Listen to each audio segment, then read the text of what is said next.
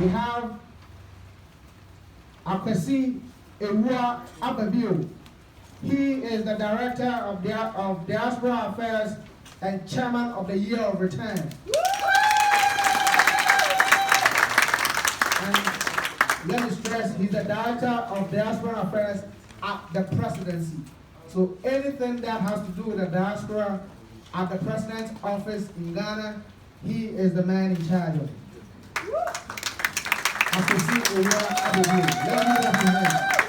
Yes. Next we have Lawyer Jerry Ahmed Shaib. He is the Chief Executive Officer of the Coastal Development Authority in Ghana. Let's give it up to him.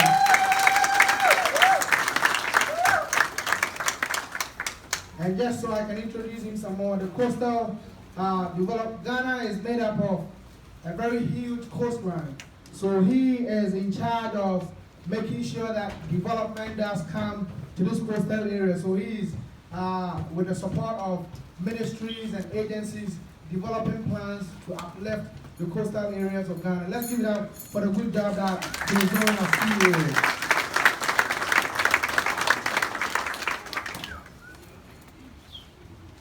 We also have Dr. Owusu Jaben. Dr. Owusu Jaben. He is the patron of the Central and Western Association of Greater Cincinnati. That is a union or is an association that is made up of people that come from the Central and Western regions of Ghana. Dr. Owusu. Let's give it up to him. We also have in our midst our host, Professor Samuel Amwako. He is the Consul General of Ghana to New York. Professor Samuel Amwako. Professor is our host today. Professor is our host today. He is hosting us. We have Rabbi Cohen. Rabbi Cohen, he is the Executive Director of Pan-African Foundation in Ghana. He is the Executive Director of Pan-African. I've known this man for some time, and he is doing incredible job back home. You all should be proud of him. You all should be proud of him. We also have here Nana Obukase Ampa, the Apejahen of Asebu Traditional Area and the CEO of the Asebu Pan-African Village. He is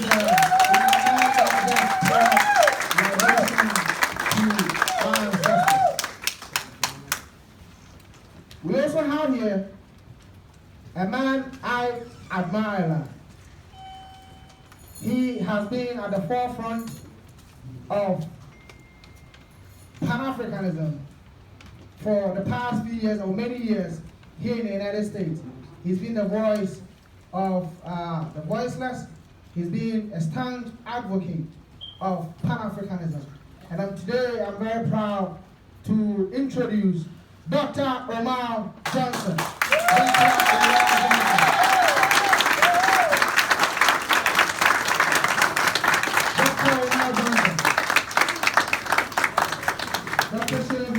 So most people are not recognizing him. That is the man. That is the man. We have a few more of dignitaries here, and when time permits, I'll come back and introduce more of them. But before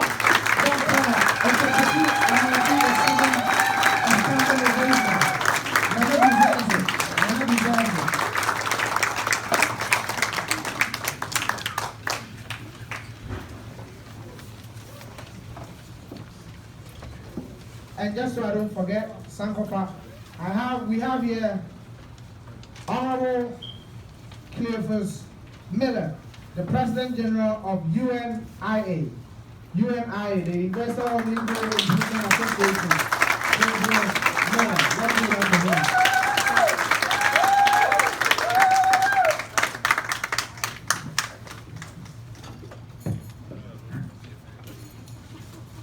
So at this point, I'm going to give an example. Let's give it up for Rama.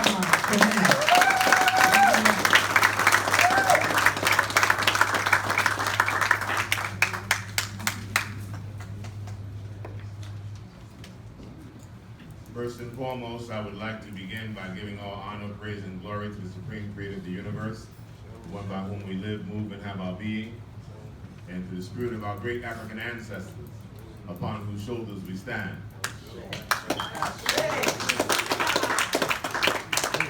To our host, Consulate of the Consulate of Ghana here in New York, and to Nana Okatachi, Omenfi the 7th, and Nana Noon, to all of my fellow brothers and sisters, and all of our royalty, and to the African family that is gathered here on this very special occasion, I greet you with the honorable greetings of peace and love. It is my esteemed pleasure to be able to share this historical moment within this historical year. 1 year ago, I was here in the U.S., specifically in Washington, when the President of the Republic of Ghana came to announce the year of return. And when that announcement was made, very few people really had an understanding, an idea of what the year of return was really all about. And that's what happens when you have an idea that comes along at a time, at a proper time, when it's to give birth and to happen and to make manifest. Ideas sometimes surprise the dreamers in terms of its capacity and where it has to go in scope. And I can truly say that this year of return has had a package full of multiple gifts in bringing out the dream of our ancestors who talked about this reunion of the African family coming into a reality. And a person as a Kohen and a rabbi, I like to really lean upon the spirituality of our ancestors. And I believe that there are certain cycles in time that are sacred. And this is one of those cycles. This whole thing started with the commemoration of the 400-year anniversary of a part of our history as Africans taken from our motherland to the diaspora. We know that this history is longer than 400 years. But the 400 years cannot be ignored because it is also significant. There's a landmark in there. And that the President of Ghana at least was visionary enough to say that something significant should happen on the African continent. To let our brothers and sisters, our sons and daughters know that those of us in Africa have not forgotten them. And where there may have been some lapses, our current situation gives us the opportunity to make up for those lapses and to heal ourselves. So that Ghana would put itself in a position to make a proclamation about this 400 years. It's time to return. Not only physically by taking a tour, but it's time for us to return to the center of our African mind and our African consciousness. And that's a process. Because it was a process that removed us from our African thought. It was one thing to capture our ancestors and to put them in dungeons and to put them on boats and to change their geographical location. But it was a hard time capturing the African mind and removing our African mind from us, and there was a process involved, and they were not successful in removing the African mind out of every African in the diaspora. And our presence here is a testimony to that. All the years that they talk about slavery, they minimize the talk about resistance. So when the president put this call out, it's the call, first of all, to those of us who have maintained the resistance and kept the love for Mother Africa in our heart. So when I say that we are in a historical moment. 100 years ago, our ancestors were another historical point. We rose up as African people with the call of the Honorable Marcus Mosiah Garvey, who said, "Back to Africa." 1919 was one of the greatest years of the UNIA. We're 100 years away from that, and the ancestral call is calling out in our DNA. That's why I'm happy that we have the UNIA represented here today, and its top representative, the President General. Because we have to know that we're operating in a historical context. And we have to know that we have the support of our ancestors and the initiative that we are taking this journey. So this is not a time for preaching or not even teaching, just to give a testimony. But I have to set it up. Because my portion today is to say that, give a small testimony on what it is like to return home. I returned back home this month, 25 years ago, my anniversary. I left here in October of 1994. Wow. And made my residence in Ghana. Yeah. I moved out on faith. I say I moved out on faith because we were talking about citizenship in Ghana and dual citizenship since Ghana became a fourth republic in 1992. And at that time, some of us thought it was right around the corner, right around the corner. And 25 years is up, and it's been right around the corner. We have to think of it in prophetical time. But as the director of the Diaspora Affairs at the Office of the President just stated, he's been a champion at this cause. I'd like for you to acknowledge his work again, because he's been an advocate to make sure that those of us who are living in Ghana and have lived in Ghana for a significant amount of time and have proven that Ghana is their home and where they want to be, he has fought the good fight to ask that the President give them recognition to take on their dual citizenship. So over 250 Africans from the diaspora, United States, Caribbean, and all over, who have applied have been interviewed, and as he stated here today, will soon be awarded their citizenship. But this vision and dream today that we're supporting comes from one of our royalty in Ghana, who was inspired a year ago by the President's proclamation of the year of return. And the vision he had was that something tangible should go along with this. Tangible as land, being offered for those who are serious about returning from the diaspora and want to make an attachment, because our detachment was in so many compartments, as I just indicated, whether it's mentally, physically, or whatever. But we were taken from land. And being engaged in so many conversations in the diaspora before I returned to Ghana, and still in those conversations that many of you go back and forth, we also feel we should have an easier access to land, and Nana's vision ties into that. So part of those of us who are here today are part of a team that wants to make sure that this dream is able to be tangibly realized with as much security as possible. And all of us who are here today are committing ourselves to putting together the kind of process that can be believed in and trusted in, and working out the details and those things that will make you feel that coming out here today and having heard that offer, this is not some scheme or some game or anything else. This is a real deal that we're working out, and make sure we work it out to the benefit of all of us. My time in Ghana, I've seen in the early days, few of us, that number has grown. Our community is growing. And thanks to some of the political atmosphere here in America today and the rest of the diaspora, people are reminding us, go back home, or go back to where you come from. This is a timely intervention. It's a timely intervention. But we know that it takes more than just enthusiasm. It takes hard work. It takes hard work. Because one of the most serious things that was fractured in our departure from one another is our trust in one another. And we have to put serious effort into being able to rebuild that trust in one another by having integrity ourselves. And it doesn't begin with trusting in other leaders and other people and other groups and other organizations. It begins with your own self-integrity and trusting in yourself. Most of us don't trust ourselves, and that's why we can't trust another. So we have to begin to build our own trust back with each other, and when we trust one another, then we can reunite with one another, and we can do anything that we put our mind into do. And that's what, at least in this room today, I would hope that we can begin with ourselves. Whoever hasn't made it into this room today, we feel they weren't chosen to be, but those of us who are chosen to be, and let's make the best out of it. Thank you very much.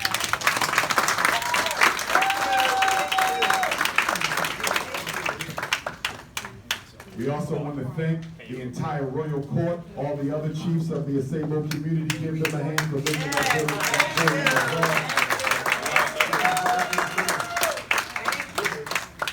the man who masterminded the idea, that is our Nana Obakesi. Give him a hand.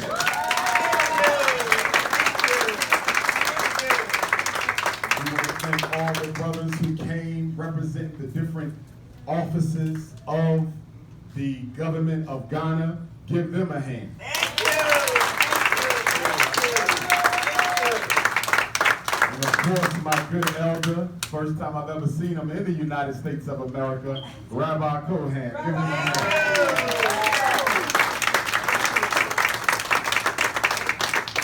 As he said 100 years ago, right here in New York City, the greatest Pan-Africanist of all time, the Right Honorable Marcus Messiah Garvey, put together a program to take those of us who wanted to go back to Africa, back home to Africa.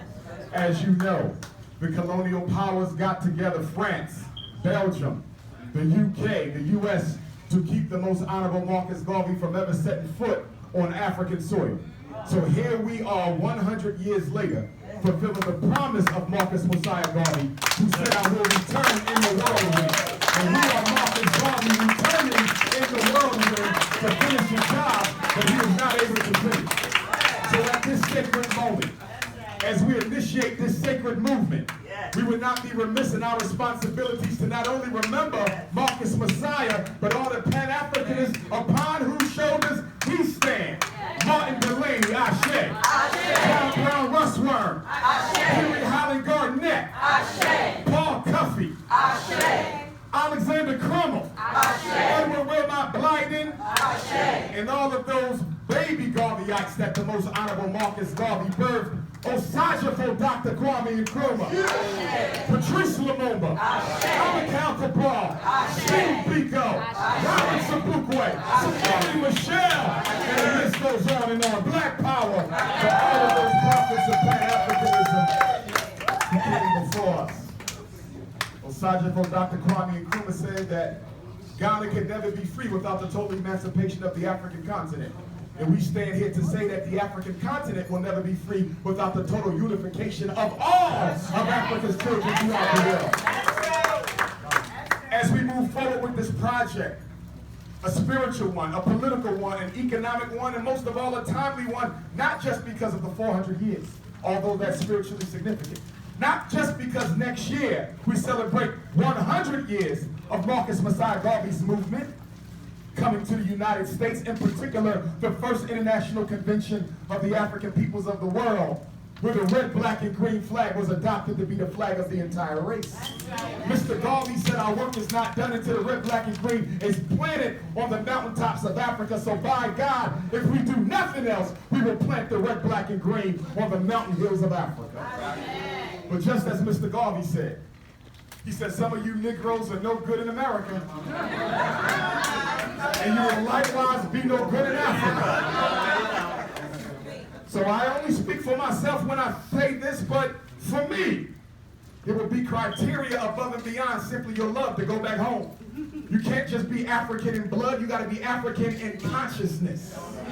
We want to take a certain African back to Africa to make sure the CIA or the FBI do not manipulate artificial tensions between our brothers and sisters on the continent and those of us who are coming home, but brothers and sisters.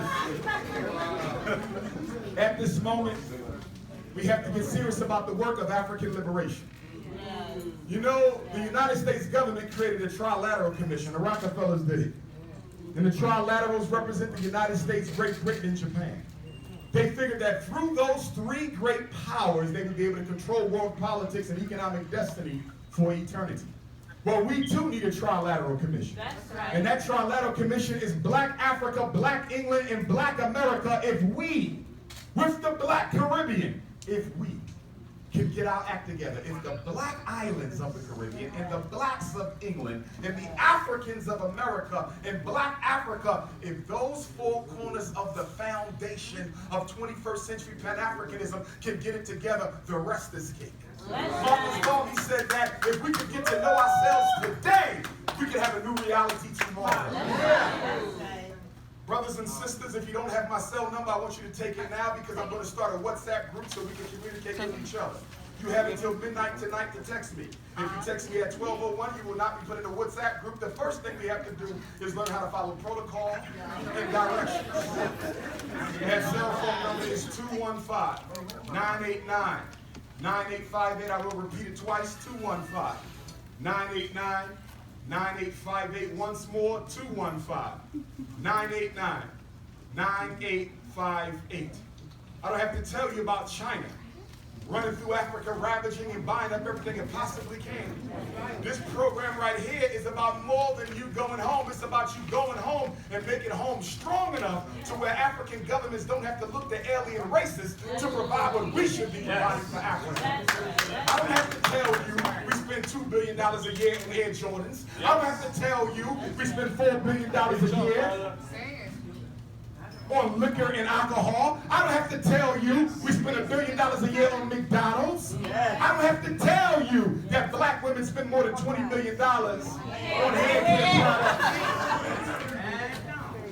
What if we can redirect some of that spending back home to Africa? We always sensationalize and romanticize about the Black Wall Streets of yesterday. We talk about Black Tulsa, where I'll be November 2nd. And we talk about Black Rosewood and Black Charleston and Black Wilmington, North Carolina, and Black Durham, North Carolina. But the original Black Africa, the original Black Wall Street was Black Africa.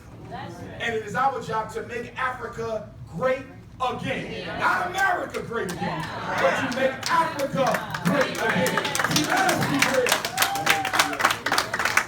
The unfulfilled promise of Pan-Africanism is the fact that we took the repatriation out of the Pan-Africanism.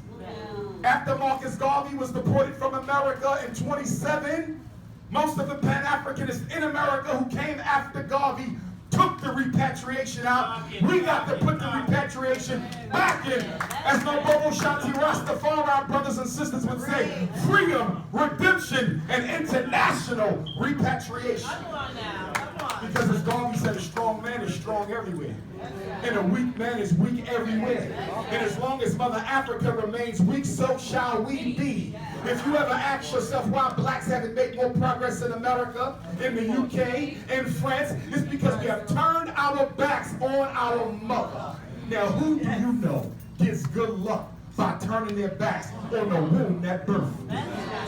Brothers and sisters, we are psychologically homeless people.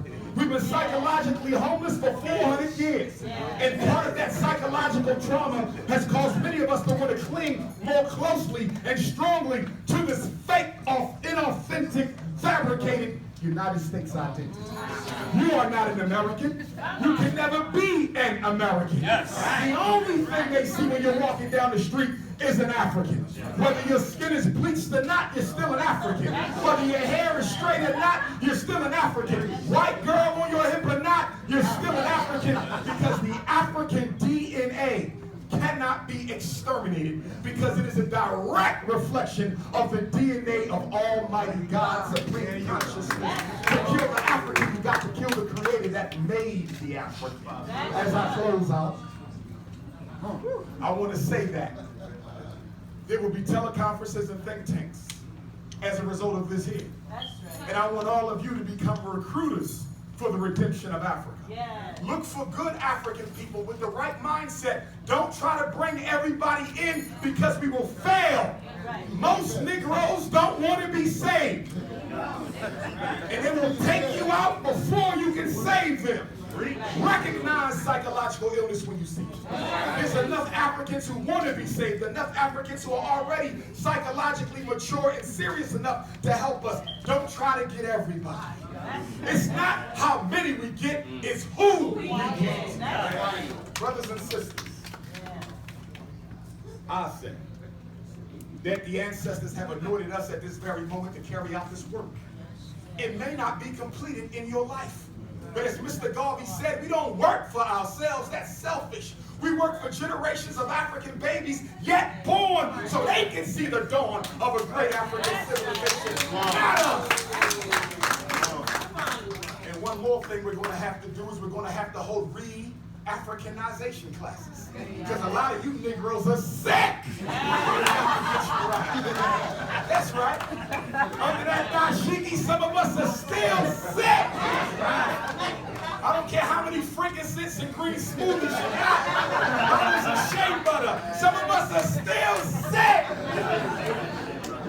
I want to say to you that one of the things that we will be doing. You all know that we started raising money for a school. We purchased 2 schools in Wilmington, Delaware. We own them right now. So we have the FDMG Wilmington. We just got to finish restoring the school so we can get started with the education of our children on this side of the water, because not every African parent going to send a child back to the continent. But we need an FDMG Africa. So one of the things I'm going to be doing with the monies raised is I'm going to be, through working with Nana and everyone you see here, securing a large plot of land, the center of which will be the FDMG Africa Academy. And then around that academy will be an FDMG community. And those of you who are most serious might be invited to be a part of the particular and specific FDMG Academy. You can still come and get your land and build, but to live within that particular village, you must be unapologetically African family first. Because we have to remake the African psyche one African boy at a time, one African princess at a time. And we can do this. The Creator has been working and waiting for us to get ready to do this work. And don't get into fights with those who ain't from Africa. Leave them sick Negroes here. Look straight out of the bush, talking about I'm not from Africa. Straight out of Africa, talking about I'm not from Africa. I'm from Morocco. I'm from North America. I'm from Mexico. Negro, you from the white man's public school. Stop playing games with us. Don't fight, brothers and sisters. If they want America, let them have it. If they want Arabized North Africa, let them have it. If they want to go take their chances with Mexico, let them have it. If they belong to a special alien species from a third galaxy, let them have it. But we want Africa, and we want nothing else. And the reason we want Africa isn't just some romanticized memory of a culture. It's because Africa is the richest continent on the earth. And whoever controls Africa rules the world. Why do you think there was a World War I in the first place? Look beyond those petty conflicts.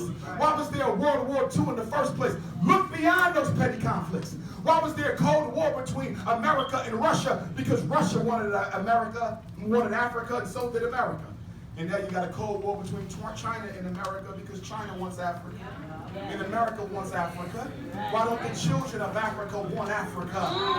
I understand that geopolitically we cannot win unless we fight from a position of power, and that is the continent. 70% of the world's unused oil, 70% of the world's unused gas, 70% of the world's untapped petroleum, coltan, diamonds, gold, zinc, and silver. Why would I give up Africa for the United States? I close with this.